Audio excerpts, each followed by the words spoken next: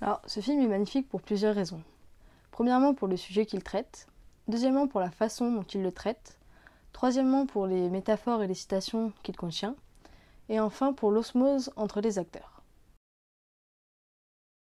Ce film part de l'histoire entre deux adolescents atteints de cancer. La narratrice, Hazel Grace Lancaster, survit grâce à un traitement expérimental qui ne fonctionne que sur elle. C'est pendant un groupe de soutien pour les cancéreux qu'elle fait la rencontre d'Augustus Waters, qui est en rémission. Il se rapproche et elle lui fait lire Une impériale affliction, son livre préféré, un roman de Peter Van Houten. Il décide alors d'aller voir ce romancier à Amsterdam car il se pose beaucoup de questions sur le livre. Et petit à petit, ils vont finir par tomber amoureux. C'est donc une histoire d'amour entre deux adolescents atteints par le cancer, deux personnes malades confrontées à la souffrance, la douleur, aux hôpitaux et aux médicaments, deux personnes qui savent ce qu'est la souffrance. Malgré son côté triste et porté sur la maladie, le film ne tombe ni dans le pathos ni dans le mélodrame. En réalité, on passe du rire aux larmes en quelques secondes et ce film nous fait vraiment réfléchir. Il nous fait réfléchir sur la vie, sur l'avenir et sur l'amour qu'on porte à une personne, mais aussi sur le ressenti de nos proches face à notre maladie. Comme c'est si bien dit dans le film, la seule chose qui est pire que mourir d'un cancer, c'est d'avoir un enfant qui meurt du cancer. Personnellement, après avoir vu le film, j'ai beaucoup réfléchi et j'en suis arrivée à la conclusion que on n'a pas de cancer et on va pas bientôt mourir. Donc on devrait juste profiter de la vie et même si on ne sait pas quel avenir on aura ou même si on en aura un.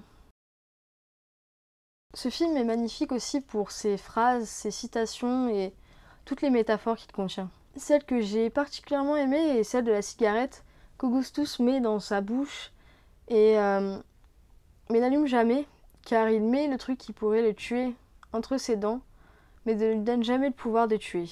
Ensuite, Hazel qui se compare à une grenade qui, lorsqu'elle mourra, fera du dégât autour d'elle.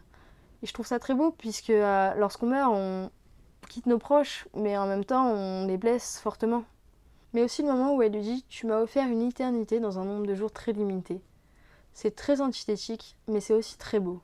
Enfin, il y a de nombreux rapports avec les étoiles. Le titre, en anglais comme en français, certains plans du ciel, mais aussi le plafond de la chambre d'Hazel. Et une très belle citation. Mes pensées sont des étoiles qui ne veulent plus former des constellations. Et encore, le film ne contient pas toutes les citations, et je vous invite fortement à lire le livre dont est tiré le film, qui est celui-ci, écrit par John Green, et franchement, il est très beau et très bien écrit. Enfin, l'osmose entre les acteurs rend vraiment le film très réaliste. Hazel Grace est jouée par Shailene Woodley, qu'on a déjà vu dans Divergente, aux côtés de Ansel Elgort, qui joue Augustus Waters, et qu'on a notamment vu dans Carrie.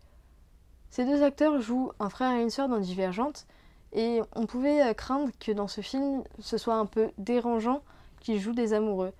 Mais il n'en est rien, et ils ont vraiment une bonne osmose, ils ont une alchimie quand même quasi parfaite. Les autres acteurs sont aussi très bons, à l'instar de William Dafoe, qu'on a déjà vu notamment dans The Grand Budapest Hotel ou Spider-Man, ou de Nat Wolff, qui joue Isaac, un cancéreux. Et les acteurs jouant les parents d'Hazel et de Gus sont tout aussi convaincants, tels que Sam Tramiel, Laura Dern. Quant au réalisateur du film, Josh Boone, il n'a pas fait beaucoup de films avant, mais je trouve qu'il a bien su gérer celui-là. En conclusion, ce film est un apologue. Il nous apprend à apprécier la vie, notre vie. Le présent est la seule chose qui compte. Penser au passé ne changera pas et s'imaginer un futur ne le fera pas se réaliser. Comme le dit Shailene Woodley, il faut profiter de chaque moment car rien ne dure. Enfin, le film et le livre ne sont pas là pour victimiser ou plaindre les enfants victimes du cancer ou d'autres maladies. Ils sont une ode à la vie.